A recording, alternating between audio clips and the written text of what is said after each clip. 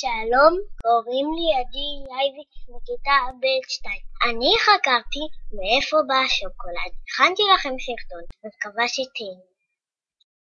מאיפה בא השוקולד?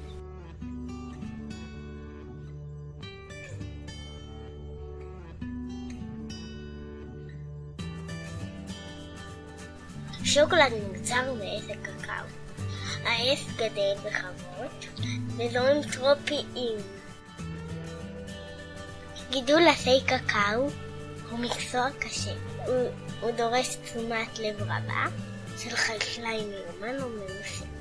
הפרי של עץ הקקאו הוא תרמיל בצורת אלפסה. בתוך כל תרמיל יש פרי לבן ומתוק. הפרי מכסה 50 עד 60 זרעים. מהזרעים האלה מכנים שוקולד.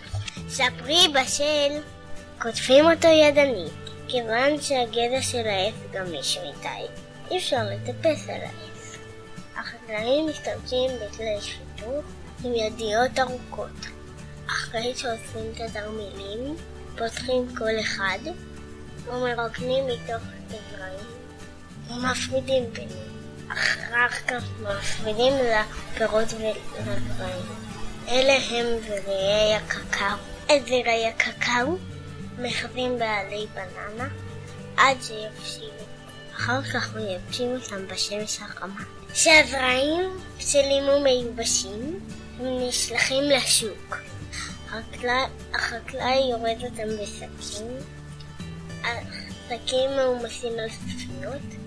הם נמכרים למפעלי שוקולד בכל העולם.